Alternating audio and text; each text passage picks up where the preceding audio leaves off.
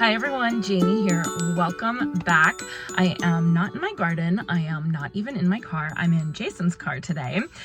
We just had to switch cars today because of carpooling and that kind of stuff. But I have a fun thing that I'm doing today, and I thought I would film it for all of you because I thought you would probably be just as interested as I was. So I am a master gardener, and as master gardeners we get invited to do some events, some types of things. And one of the things that I got invited to do was to participate in some plant trials. And this is I think that like all master gardeners are invited to participate, but I think that where I live makes it that we have a lot more, because I live in Davis, California. And in Davis, we have UC Davis, which is the University of California, Davis. It is one of the biggest agriculture colleges in the United States. And so they do a ton of research here on agriculture, plants, crops, animals, all that kind of stuff.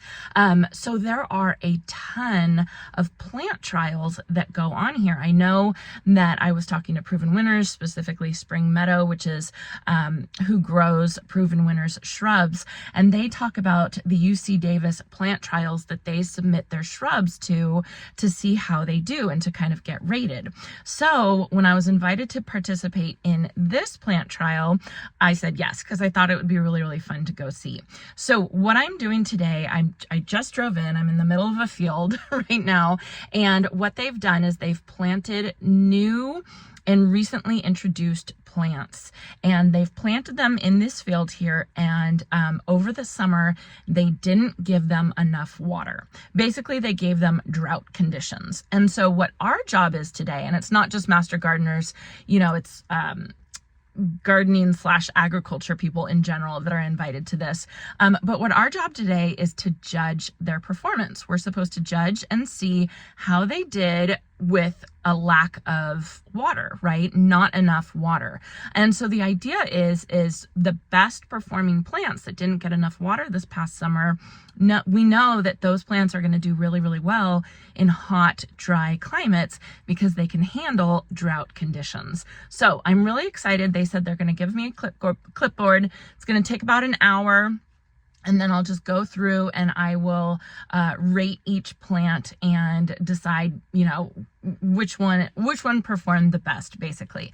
So I don't know what's going to happen, but let's go and let's check it out and see. I see some pretty roses. So it looks like they have gotten a little bit irrigated, but definitely not enough. Oh, this is so interesting. All right, so I've got my clipboard. I am ready to go. There are quite a number of plants, and turns out there are quite a lot from Spring Meadow Nursery, just like I was saying. I just walked through and I noticed that there was a bunch of plants that I've recognized. So the idea is this isn't going to be anything official. This is just like community outreach, just to see what we as a community think. So don't worry, I'm not biased or anything like that. They're not using this for awards or anything, but they did explain to me a little bit more about what the purpose is of this. So I've talked about this before. It's called WUCOLS. I'm going to write on the bottom of the screen what it stands for, but it's basically watering levels. And what they want to see, what they did is that they took 3 groups of plants. Like say, for instance, they have 24 of the pink chiffon hibiscus. They took 8 of them and they gave them a low level of WUCOLS watering. They took 8 of them and they gave them a medium level of WUCOLS watering. And then they took 8 and they gave them a high level. And then they sent us out here. They're not telling us which one. It's all random. And they just want us to kind of judge the plant. So let me show you how I'm judging. They gave us this clipboard. It's the UC Davis Landscape Plant Irrigation Trials rating form. And you can see we have quite a big field, and this is only the part that they're having us do. They're not even having us do like a fraction of all the plant trials that they do, which is pretty interesting. So what they have is they have the names of the plants, right? And we're just going to go through and we're going to look at them, and then we're going to rate. We're going to rate the foliage, we're going to rate the floral display, and we're going to rate the overall appearance. And then if you go back here, this is kind of the rating rubric that they have. So basically it's between 0 and 5, and 0 is, we're not even going to rate it. So it's so bad. But for instance, if you look at the flowering, 1 bloom is open, up to 20% is in bloom. So then I would give that plant a 1. And then as it has more blooms around the plant, then I would give it closer up to a 5. And it's just the type of thing where, you know, it's a subjective thing, overall appearance. They just want us to know if we were in a garden center and we saw this plant like on an end cap or something, would we be totally into buying it? Would we rate it at a 5 and put it in our carts? And you know, it's just, like I said, it's just outreach. It's just for all of us to see kind of how it goes. And then they can come back to the plant companies and they can say, hey, this plant got a 5 out of 5 and we only gave it low watering. So maybe this plant will do really good in drought tolerant conditions. Okay, so the first one they have for us, so I recognize this one, Center Stage Red Crepe Myrtle from Spring Meadow Nursery. So basically this is proven winners, you guys. So what I'm doing is I'm looking at this plant, and the first thing I'm going to rate the foliage. So if I was to give it a 0, there would be no foliage on it. There's foliage, so it doesn't get a 0. Then 1 is completely unacceptable, close to dead. I don't think it's that. They're definitely water hungry. I can see that, but it's not close to dead. 2 would be unacceptable, loss of leaves or moderate damage.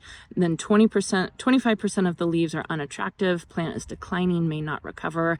I don't think it's a 2 either. I think that that's a little harsh, right? A 3 is acceptable, may have non-uniform distribution of leaves or minor damage to 11 to 25% of leaves.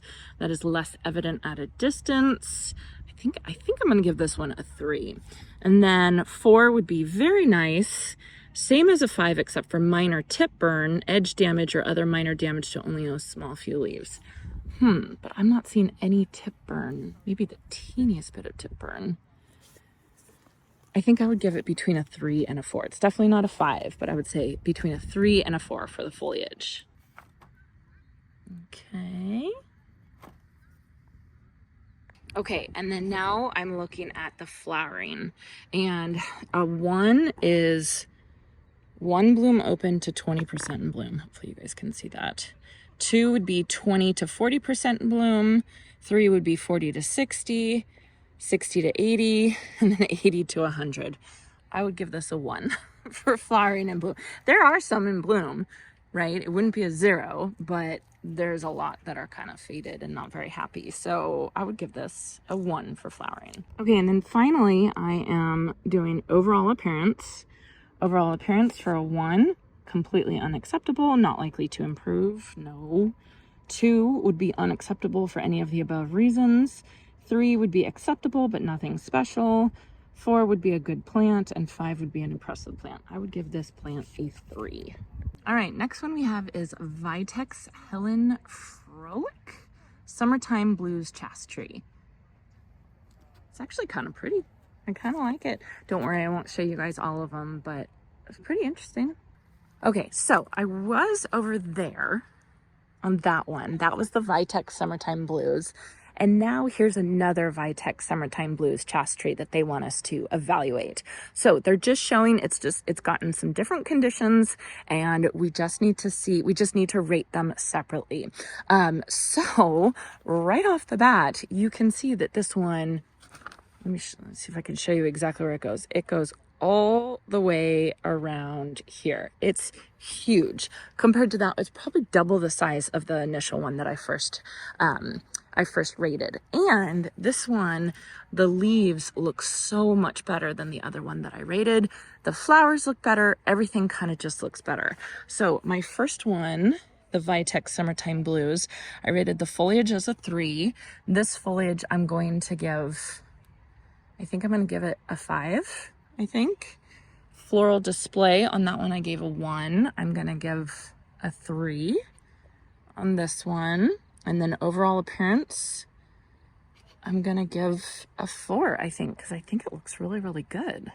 So that's pretty interesting just to see the difference, right? And so what they're going to do is they're going to see our ratings, see how we rated this plant versus the other plant, which is the exact same plant, just a little bit different conditions. And then that will guide them and guide the plant companies a little bit more for how they should recommend how you should grow this plant. All right, I am done rating over there in that field. That field was mainly pink chiffon, rose of Sharon, center stage red, cherry frost rose, and summertime blues Vitex. Now you can see I'm moving on to this field. This field actually has smaller plants. I don't know if they're smaller or just younger, and there's a lot more of them. Okay, first one over here, zigzag blue grandma grass. Pretty cute. A little dry, but pretty cute. Look at those. How cute. So I gave this one a 2 for foliage because the foliage is pretty dry. It's pretty crispy. And then overall appearance, I gave it a 2 because it's still cute. I still like it. I did not rate it for blooms because it obviously doesn't have any blooms. It just has these seed pods, but it's a pretty cute plant if it got a little bit more water. Ooh, I can see one over there that, look at this one.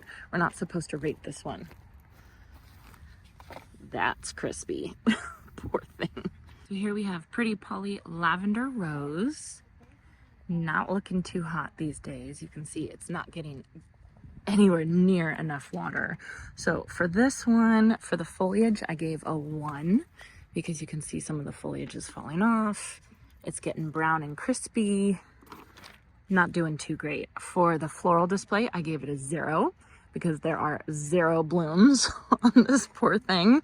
And the overall appearance, I gave this poor thing a 1. Okay, interesting. This is the pretty Polly lavender rose again. Just another version of it. So looking much better. I'll put a picture up of the other one that I just rated. This one, the foliage is looking better. Not great. There are some crispy leaves and everything, but there are actually blooms on it. So that's a little bit better. Not fantastic, but I definitely see the difference. This poor thing didn't make it out of the trials. So look at this plant. I'm pretty sure this is the ultraviolet salvia. We are not supposed to rate this one, even though this one looks really, really pretty. And I would probably rate it a 4 or a 5. But we are supposed to rate this one over here.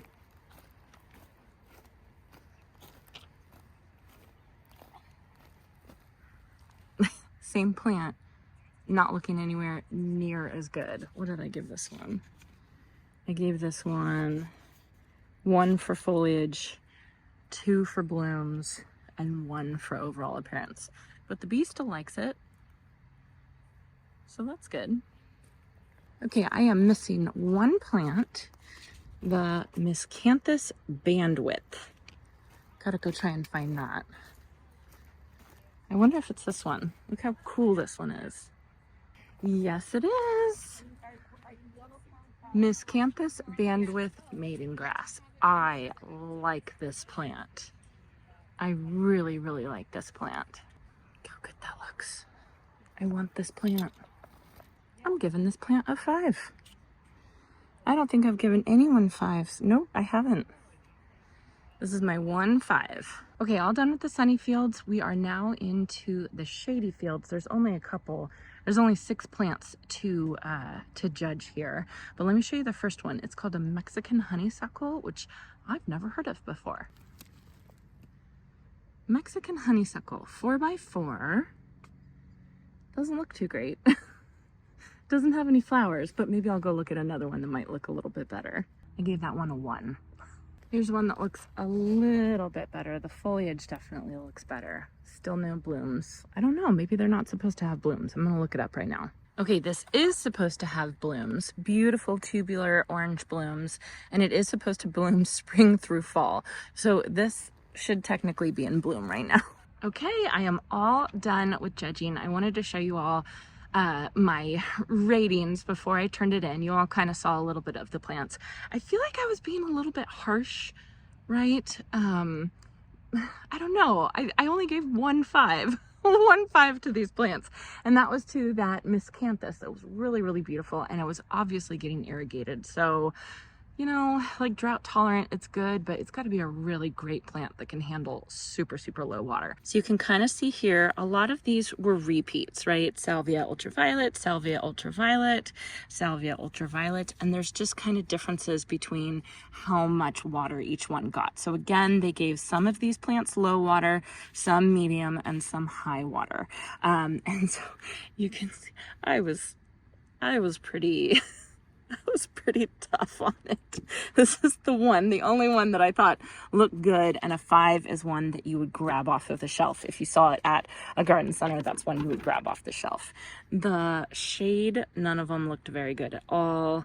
And then the first garden bed that I went to, some of those looked pretty good. There was one of the hibiscus pink chiffons that looked really, really nice. I'll show you guys that in a second. Okay, so this is the pink chiffon I gave a 5. I think it looks really pretty, but the reason why I gave it a 5 is because not only does it have all these blooms, but it has a whole bunch of buds on it. That means it's gonna keep blooming for a little while longer. And I thought the foliage looked good. I thought it was a good plant. I would buy this plant. Okay, so that was kind of fun. There was a couple people from my Master Gardener's class that I got to say hi to and see how they were doing. It was fun to kind of see the plants and see how they did. They were definitely water hungry, I would say. A lot of those plants were in need of a good douse of water. But I think that that's kind of the point. The point is, like, this is a deficit, like a situation where the plants were not getting as much water as they need. And they wanted us to take into account if the plant could be fixed somehow, like if you could prune it or if you could give it a little bit more shade or something like that, to keep that in the back of our minds when we were grading all these plants. So I'm happy to be a part of it. It was kind of fun. You know, this would be something great. I just think this is a really good thing to do for people who want a drought tolerant garden, a garden where you barely have to water at all. These are the plants that are going to come out and they're going to be able to say, hey, this can handle low water, you know? So I think it's really good that they're doing this. And like I said, I'm excited to be a part of it. It's fun that as a master gardener, I get to be invited to do things like this. And there's stuff like this all the time that I can't go to all of it. But I really wanted to go to this one because, I had heard from someone at Spring Meadow that said that a couple of the plants were in some of the trials here. And so I wanted to see if they were, and they absolutely were. And it was really cool to see them. So yeah, I was pretty harsh on grading, which I feel kind of bad about, but I wanted to be honest because, you know, some of those I would not want in my garden. I would think that there was something wrong with them and I would increase the watering or, you know, or something like that. So I think it's better to be honest. So hopefully that's helpful. I don't know. Anyway, so I am going to head back to the property now. Andrew is there. Andrew the painter is there. He is working on painting the fence, which is so exciting. He started yesterday and he got about a third of the way done, and he ran out of paint. He got through 10 gallons of paint. The fence is so old. It's so old and it is soaking up so much of the paint, and he even power washed and everything. It's an old fence. Everything's old. I knew it was going to take a ton of paint. So he got another 20 gallons of paint, and hopefully he can finish the fence today with 30 gallons total, which is a pretty penny in paint. I just knew it, but I'll show you guys. I've seen it a little bit and it looks really, really good. So let's head home and see how far he's gotten.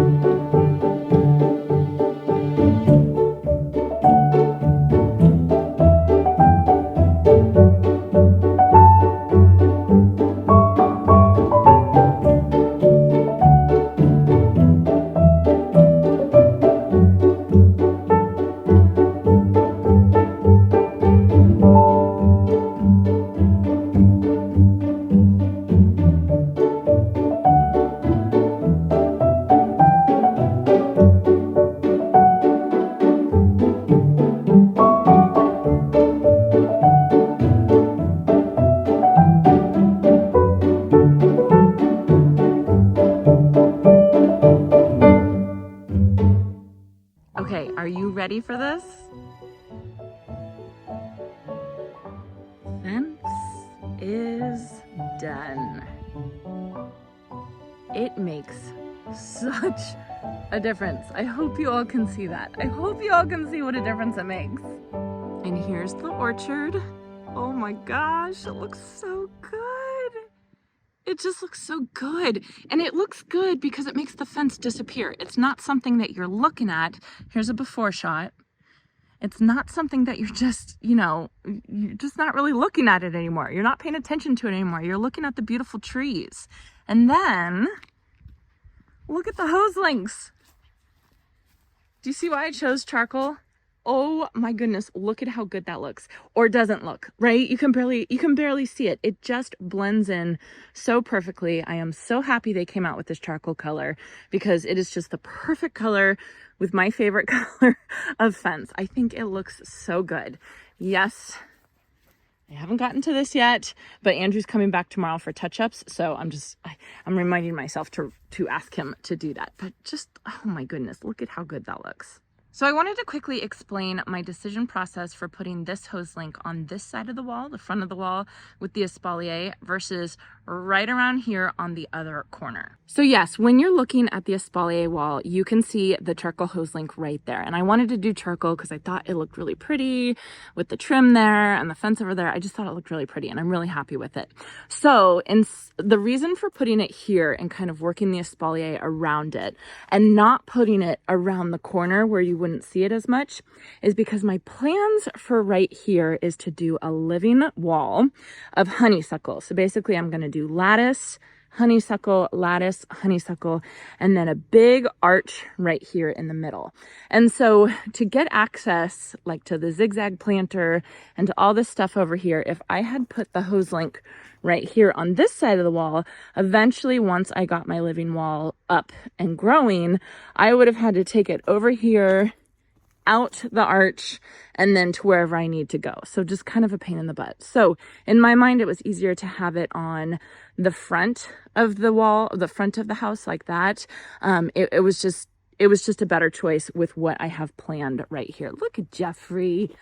You are just so cute. Yes, you are. I want to come in and play with you. Just a sec. So over here, I have one more hose bib. So there's going to be another wall right here, another living wall of honeysuckle with another arch right here. I really want to get that done before frost, but I don't think it's going to happen. I got to slow down. I got to take my time. Anyway, so there's another hose bib right there. And what I want to do is I want to install another hose link right here. And so then that hose will be for this whole area. So that is my plans with that. That is why this hose link right here, that's why I put it on this weird spot. It looks like a weird spot right now if you don't know my plans for this whole area. And I have big plans. Hi, baby. Hi, Jeffrey. What are you doing? Look at how good this looks. It just makes such a difference. It's like one little thing like paint can make such a fantastic difference. He also painted these potting benches. Do you all remember these? I made these. I'm still very proud of them. They were gray and we were talking about it and we thought they would look really good in the slate color. So he just quickly sprayed them. Thank you, Andrew. I have to get rid of all this garbage, but I do want to show you the pump house. Can you see it? Can you even see the pump house, or does it just disappear? Doesn't that look so good? And right now I cannot remember if I showed you all these garage doors already to the metal workshop. If I did, I apologize, but I'll show it to you again. Look at how good they look. Painted slate. I am going to replace this light. I'm going to have to get an electrician to come in here and do it because I don't even want to approach that. But I think it looks really, really good. And I'm going to get another pot just like this. And I'm going to put it right there. And I'm going to make all of these aqua pots so I don't have to hook them up to drip. And it's going to be perfect. And then finally, this made all the difference back here. It looks so, so good. I've started putting things back, putting the couch back, putting the tables and chairs back. It's just really, really heavy and it's really hot and Jason's at work, so it's hard. but you all can see back here. Doesn't that look good? I'm telling you, having a dark fence like this, it just makes it disappear. I like the look of white fences. I think that they look really pretty, and I was going back and forth between a white fence and a black fence, but I think a black fence is just, for me, it's just the way to go. I think it's just perfect. So sitting here in the shade at my kind of dirty table that I do need to clean, but you can see I have a lot of stuff that I need to clean. And I'm just not doing it right now because I'm hot. My view is starting to look pretty good. I wish this post was gone. That was one of the things Michael Glassman said, is that when we redo this pergola, you know, up there, or balcony, whatever you want to call it, we need to do way less posts. And I completely agree with him because it's blocking my view right now. Anyway, it is starting to take shape. It is starting to look really, really good. And we haven't even been here for 2 months. So Andrew is pretty much done now. He needs to come back tomorrow and he needs to do just a couple touch-ups. And then I did ask him if he could paint my, my laundry room cabinets, because they're kind of this ugly orange woody color. So I wanted him to paint those, but that's probably going to happen after he has a bunch of other jobs he needs to do. But I'm going to miss him. I'm going to miss him being around here all the time and keeping me company while I'm just, you know, walking around back here. But I'm happy he's done. I mean, it's amazing what paint can do. Paint can just transform a place. I swear, if they had just painted this place before they sold it, they probably could have gotten more money, which kind of a good thing that they didn't paint it. So anyway, I had a fun day today. I had fun doing those plant trials. It was really, really interesting to see. And I had always heard about plant trials and, you know, getting awards at plant trials. And I can see how, you know, because there were some of them that were just looking beautiful. And there were some of them that was looking terrible. And there were some of them I could tell were getting too much water actually. And then some that was like just right. So it was cool to see. It was fun to be a part of. And I hope you all found it as interesting as I did. So anyway, hope you enjoyed this, and I hope you all have a chance to get in your garden today.